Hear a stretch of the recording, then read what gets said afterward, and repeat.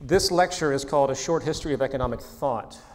We're going to explore in an almost haphazardly concise manner the most notable attributes of the historical unfolding of the market-based economic tradition as we know it. And while we could go back thousands of years in such an analysis, we'll be focusing mostly on the most relevant, causal, influential ideas emerging from the 17th to the 20th century. As an aside, even though this will likely be the most boring presentation you hear today, I personally find economic history incredibly interesting because it's really a history of perception. If you were to ask a Neolithic or pre-Neolithic hunter-gatherer what their economic model was, if they could even conceive of such a thing, it would likely have something to do with strategic harvesting around seasonal periods of earthly regeneration, locating optimized yields, tactics for physical storage, and the like. Today, of course, things have become much more complicated. Yet, we should not be intimidated by modern economics, regardless of how sophisticated it may appear. In fact, I would say that our current practice originated in exactly the same way all the other practices did, with people basically just making stuff up as they go along, based around apparent evidence that seems to make sense, with usually a grace period of sorts before the inevitable fallacy of certain assumptions surface through negative consequences. As a final introductory note, I would like to set the tone by stating outright that the vast majority of what we call economics, as it is presented in universities and financial circles today, is really an outdated, irrelevant, and increasingly detrimental form and system when it comes to the actual maintenance of life on the planet Earth. It's life-blind is a great term. There is no structural recognition of any basic natural law processes, principles of earthly sustainability, public health factoring, and the like. In the view of the market, these are externalities. And in the millions of pages of mainstream economic theory printed from the 17th century onward, you will likely find not one sentence about the natural technical processes that actually create and assist in meeting human needs, the sociological importance of meeting those needs for social stability and invariably public health, generating optimized industrial methods to ensure overall efficiency, or anything of such. To paraphrase economist Thorstein Veblen, who will be mentioned again in a moment, a prominent historical figure, there are really two systems at work. There's a business system, and there's a technical or scientific system. The business system has, again, no active recognition of the technical system, hence the natural science behind it. And it works in the modern era to now perpetually sabotage, in the words of Veblen, our scientific capacity and possibility due to its outdated, narrow frames of reference. The point being that true economics can only be understood within the context of physical science, and the traditional market logic has been backwards in its orientation, with most everything centered around short-sighted, subjective intuitions, mostly having to do with human behavior and human nature. Pre-capitalism. Medieval feudalism, which spanned roughly from the 9th to 16th centuries, was a system of mutual obligations and services going up and down a set social hierarchy, with the entire system essentially resting on an agricultural foundation, an agrarian foundation. There is great speculation with respect to what happened in Europe to transition out of feudalism, but technology appears to have played a major role, as it has, in fact, with virtually every major social shift. Advanced agricultural transport, enhanced regional trade, better connecting different settlements, facilitating the development of markets in more regions, generating an increasingly more prominent system of merchants, a merchant class, if you will, where the artisan producers of the medieval period, which were prior to the point of sale for the most part for their goods, began to more frequently sell wholesale to these merchants who went afar and retraded for profit.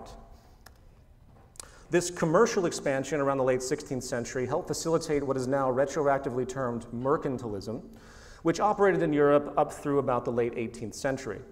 Mercantilism has many definitions these days, depending on who you ask, but it essentially is characterized by state-driven foreign trade monopolies to ensure what they called a positive balance of trade.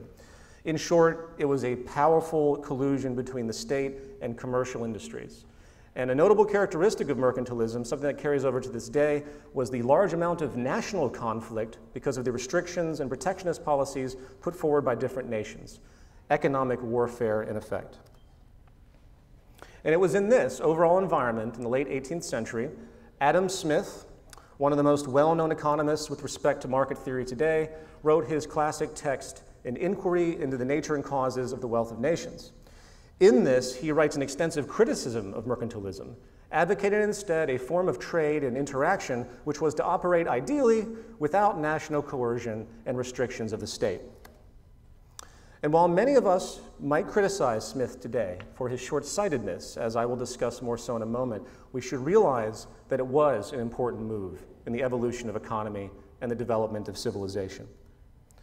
The free market, as it is termed, opened the door to a kind of immature, unstable, yet creative experimentation, facilitated in truth by the parallel growth of science and technology. However, as with lots of creative immaturity, as we might see in young children, such active behavior does not necessarily constitute responsible or sustainable behavior, as we will discuss. So to quickly generalize this evolution, from the Middle Ages, we went from a rather static, localized agrarian society with a strong social order and hierarchy to further advancement of technology, more expansive trade, communication, and commerce, furthering an ever-increasing merchant class which simultaneously reconsolidated nation-state power. And then from Adam Smith onward, we find a slow, subtle breakdown of protectionist trade techniques occurring, both domestic and international, working to, in theory, promote the freedom of the producers and hence the freedom of society itself, with what is now abstractly generalized as the free market or free market capitalism as it worked out by the mid-19th century. Now, what's important to understand here is the apparent shift of the power center itself, a move from large-scale state economic control to so-called business or personal freedom. The problem, however, is that the state economic interests and corporate business interests are one and the same. All we have done in this overall process, in effect, which again was indeed helpful to a certain degree as it expanded our capacity, was go from state control of business to now business control of the state. Today we live in an advanced manifestation of this with the advent of what could be deemed the corporate state, where business interests hold final decision-wielding power at every turn, with, gesturally speaking, the elitist kings and nobility of the feudalist period redefined, behind the scenes of course, in the form of a constituency of financial and corporate powers.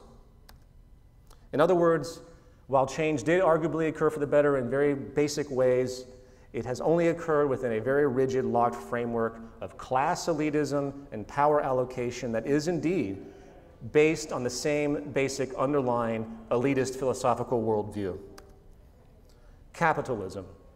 Before we delve into the psychological and sociological assumptions that underlie the socioeconomic condition we endure today, let's quickly review the core characteristics structurally of the free market capitalist system. 1, market-based production distribution. Commodity production is based around interrelationships that usually do not involve direct personal interactions between producers and end consumers. Instead, supply and demand is mediated by a mechanism called the market, using money. 2, private ownership of production means. Society grants to private persons the right to dictate how the raw materials, tools, machinery, and buildings necessary for production can be used. Number 3, decoupling of ownership in labor. Capitalists, by historical definition, own the means of production, but yet have no obligation to contribute to production itself. Everything produced by the laborers, who in effect only really own their labor itself, is owned by the capitalist by legal authority. I'll touch upon this again in a second. And number 4, a self-maximizing incentive is assumed. Individualistic, competitive, and inquisitive interests are necessary for the successful functioning of capitalism, since a constant pressure to consume and expand is needed to avoid recessions, depressions, loss of growth, and other negatives. Underneath the surface of these 4 characteristics are essentially 6 fundamental premises, and we will talk about these in pairs as they relate. Property and the labor theory of value, utilitarianism and the utility theory of value, the invisible hand metaphysic, and the conclusion that classes imbalance and suffering is inevitable. If everyone in this room can understand the failed intuitions, truncated frames of reference, and general fallacy of these 6 concepts, as they are defended by proponents today, you will be able to break down pretty much every PhD economist's arguments in support of the current model. Property and the labor theory of value. Property and function is a basic intuition found throughout all of human society, based around a territorialism of sorts that can also be found, of course, across the animal kingdom in general. The argument isn't the obvious necessity to be secure with our means and tools of survival, recognizing that protection has been needed as we evolve out of these long periods of scarcity, hence the generation of constant conflict. The problem is the application of the theoretical concept of property itself, its value assessment, and how it is rationalized in and put in function within the internal logic of the capitalist system. Now, I could say a great deal about the sickness of our property culture today, as fueled by the consumption ethos pushed like a bad drug. But that will be for another talk. However, let it be said that property as a means of useful function is viable. Property as a unit of vanity and social status is an underlying social distortion, which, when extrapolated in its effects, as quaint as it may seem, is extremely destabilizing.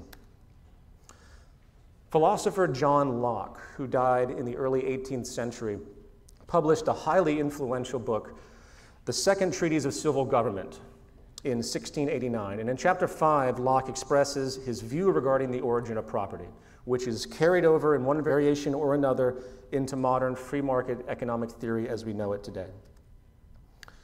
As was natural to that period of time in Europe, Locke's premise for defining property was derived from a Christian perspective, stating, God gave the world to men in common, but since he gave it to them for their benefit and for the greatest conveniences of life, they were capable to draw from it. He can't have meant it always to remain common and uncultivated.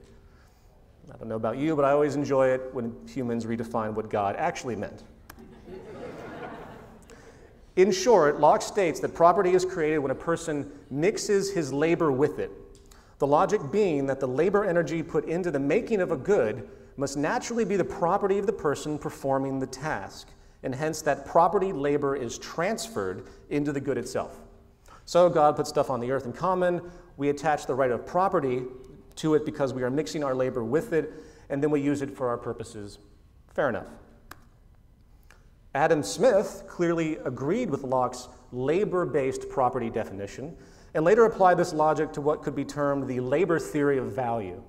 The labor theory of value suggests that the labor put into the creation of something not only assigns ownership or property, it also determines in part where its value or exchange value is sourced. He states, labor was the first price, the original purchase money that was paid for all things. It was not by gold or by silver, but by labor that all the wealth of the world was originally purchased, and its value to those who possess it. David Ricardo, a firm disciple of Smith a generation later, very influential, reinforced the same basic idea, stating in mild variation, possessing utility, commodities derive their exchange value from 2 sources, from their scarcity and from the quantity of labor required to obtain them. He continues with the logic. If the quantity of labor realized in commodities regulates their exchange value, every increase of the quantity of labor must augment the value of that commodity on which it is exercised, and every diminution must lower it. However, there's a problem here. If we are to respect these rules of property, value, and such attainment, how does money fit in?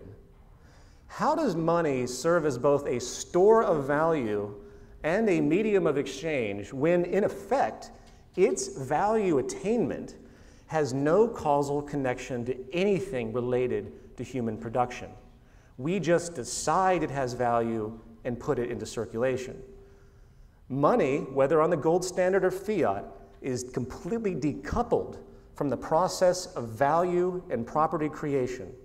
John Locke and Adam Smith make it clear that true wealth, the wealth of nations, is not a function of how much gold or silver or hence money economy has. It's actually the sum of the production, the goods and services the economy produces. That is the true definition of wealth, as per Adam Smith, who states, "The annual produce of the land and labor of the society is its wealth." And the main punchline is that money can buy labor. What does this mean? It means that one can buy the actual process of value creation and ownership creation with a fake commodity that has neither of these causal attributes built into its existence.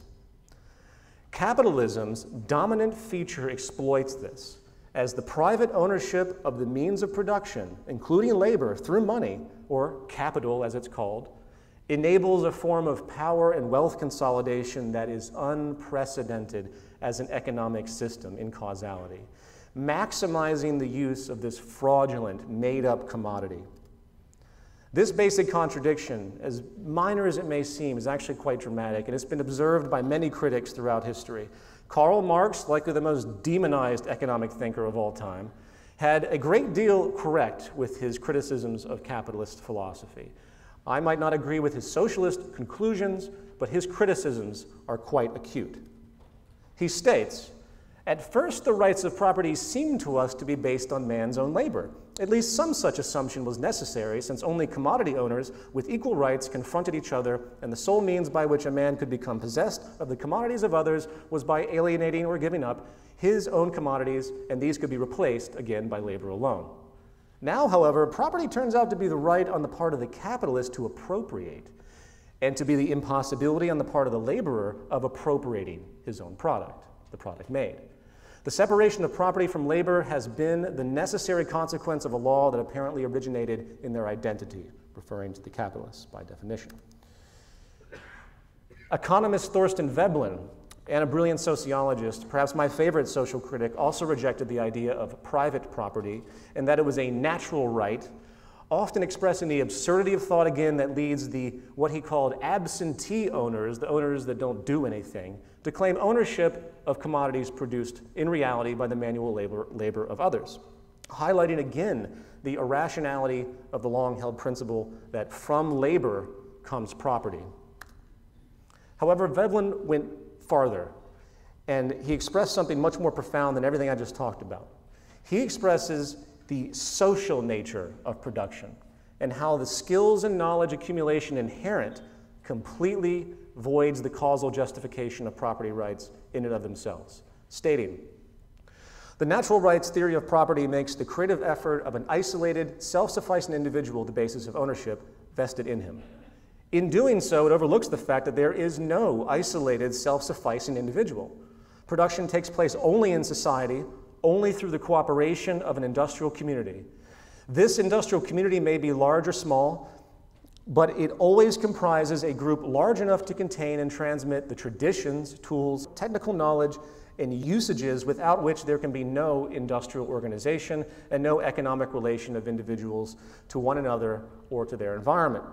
There can be no production without technical knowledge, hence no accumulation and no wealth to be owned. And there is no technical knowledge apart from the industrial community. Since there is no individual production and no individual productivity, the natural rights preconception reduces itself to absurdity, even under the logic of its own assumptions." Think about it. How can we create anything of ownership in a physical or intellectual sense and be isolated? And how can we source anything to a single individual or select group? Veblen recognized basically that we live in a group mind. We live in a shared concept, whether we like it or not, and we share our ideas and skills. And you know, this rhetoric today we hear, it's very common in the right, in the conservative circles.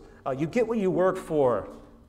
In this ethic, your contribution is the only thing that can manifest and improve life. Yet, did anyone in this room invent the automobile?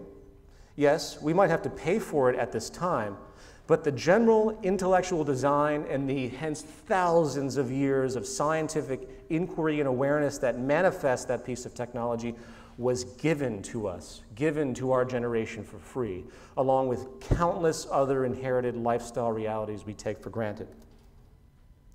While our intuition and basic interest in our own well-being seems to support, again, this justification of property, whether physical or intellectual. The whole thing falls apart very rapidly when we take the perspective of social, intellectual development over generational time.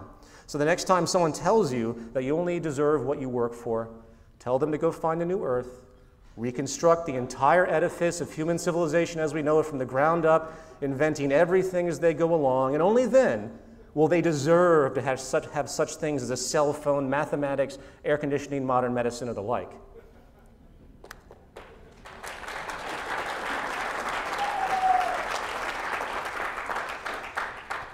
Moving on.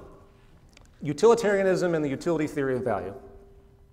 Utilitarianism is, in many ways, both a psychological theory of how people behave and an ethical theory of how they ought to behave. Keep this in mind.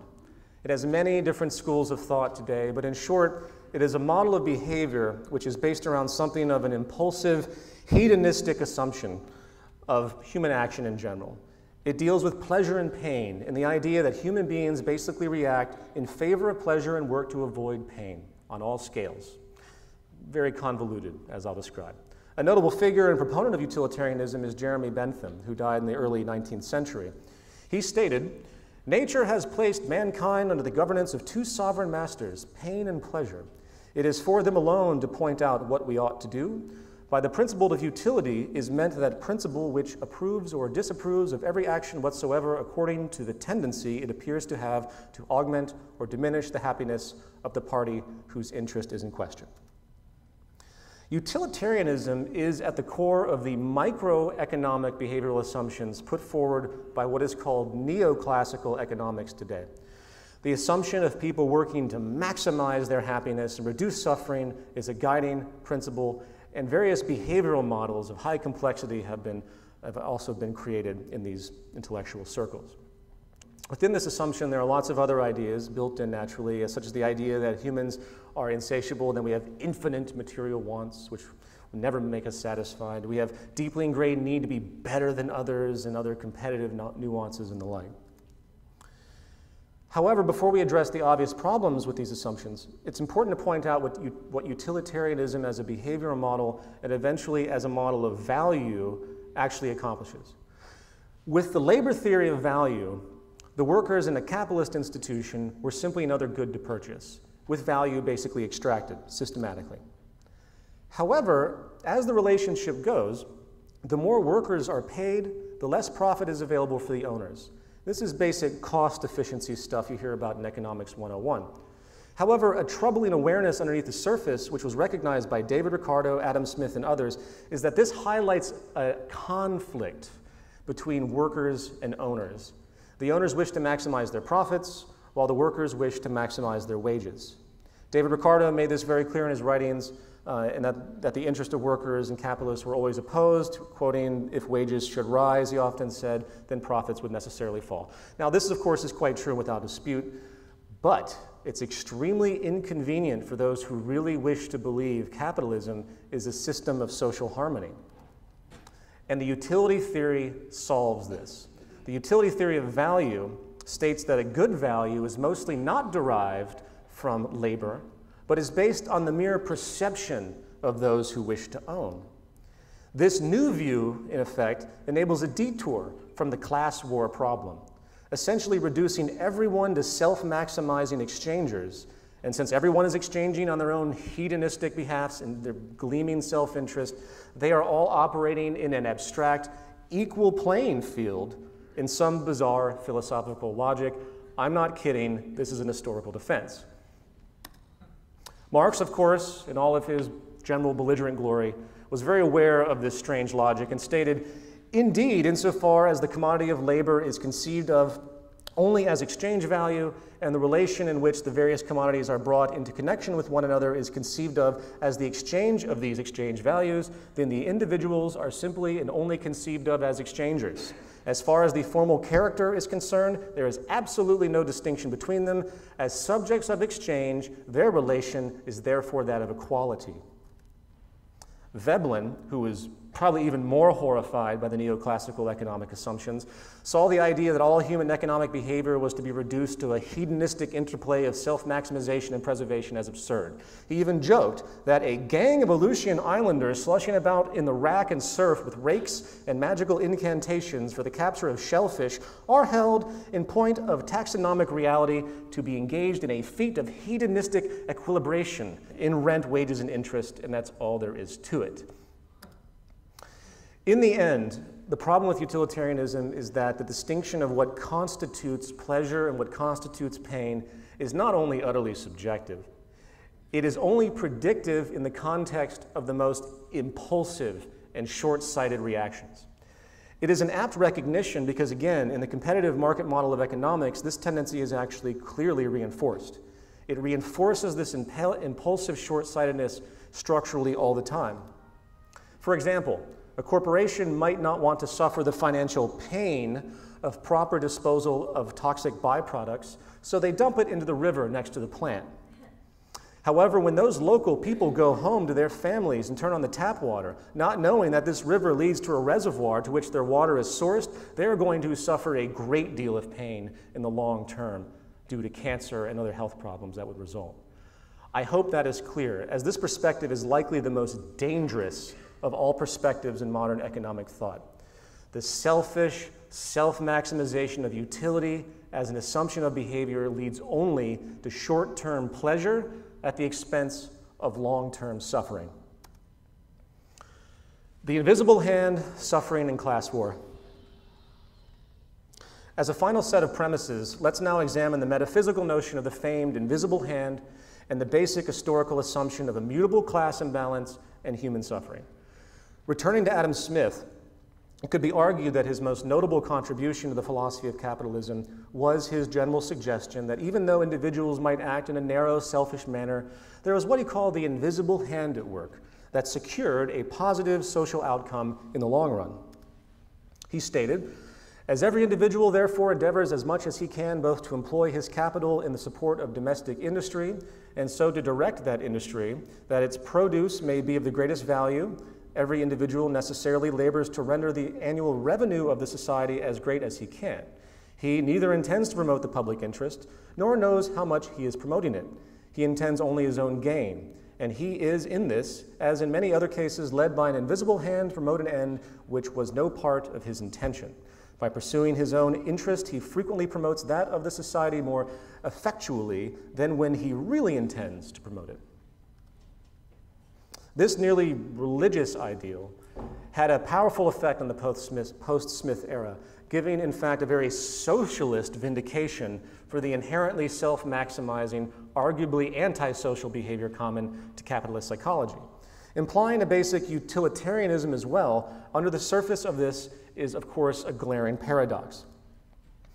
Smith considered the laissez-faire, or completely open form of capitalism, as the highest mode of socioeconomic operation, stating that it was a system of natural liberty, and every man, as long as he does not violate the laws of justice, is left perfectly free to pursue his own interest his own way and to bring both his industry and capital into competition with those of any other man or order of men.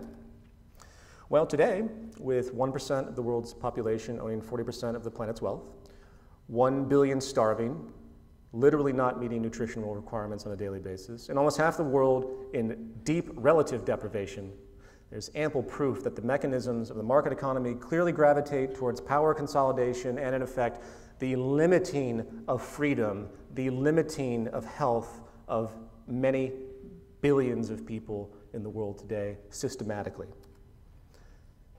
However, it's really interesting to see this consequence, because if you really examine Smith, Ricardo, and now Thomas Malthus, if you examine their writings in detail, you'll notice something very interesting, that the invisible hand, which suggests, implies, in fine print, the betterment of all, is really only acknowledged to help a deserving subsection of the population.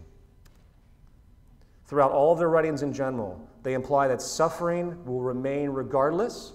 And in the case of Ricardo and Malthus, they actually emphasize not helping the poor in some cases, as it only gives them false hope in the long run. The term naturalist fallacy can be applied here, as these thinkers were taking taking their intuitions about the limits of society and assuming they were empirical, just as they did in the Bible. And while we do not hear much about Malthus these days with respect to his incredibly incorrect population theory, which stated, among other things, that it was a law of nature to have rich and poor, along with the inevitable consequence of increasing reproduction as wealth increased, implying that the poor must exist or be repressed, since the carrying capacity cannot possibly handle everyone maintaining a quality standard of living as he knew it then. And these theories, unfortunately, still underlie the very core ethical assumptions pushed forward by the market economy's basic social approach today. So I ask you, if the dominant, most influential historical proponents of this economic model, a model which has spread across the world, planted this intellectual seed that it was impossible to take care of everyone and that poverty was inevitable and that it's only a higher moral class, in effect, that really deserves the fruits of a decent life, do you think that maybe it might explain why there has been virtually no real effort on the part of any large-scale establishment to actually resolve global suffering on any real level, even though it has clearly, statistically, been technically possible for many, many decades now due to the advancements in technology? In conclusion, I wish to point out again that the capitalist market economy did facilitate a stage of improvement on a very basic level. As with anything in the course of evolution, there's no such thing as wrong if the mechanism of understanding, correction, and adaptation is working properly. And that's the problem today. We're not adapting fast enough. I see it as an issue of social maturity. If we look at cultural evolution as a process of adaptation, and with the needed vulnerable acceptance of new knowledge as the mechanism of change, we can begin to see that we're stuck or moving in a very slow way when it comes to the way we think about economics. Naturally, due to the extremely powerful reinforcement it has, generation after generation, it compounds this value neuroses over and over, creating increasing fear of change. And I hate to sound condescending, but right now I put the maturity level of human society in this regard at about the age of 9. We have an entire species of children selfishly running around the earth, hoarding toys, many still believing in Santa Claus, fighting over abundant toy blocks, pushing to the front of the line, jockeying for mommy's attention and status, creating little gangs to feel wanted and to feel powerful. And it isn't that we can't see a path of maturation. It's rather the sickness that exists in this household we share, the water we swim in, the foundational values and beliefs that currently embody the whole of our society, our ideological parents, the zeitgeist itself. And that's why we're here. It's now an issue of growing up.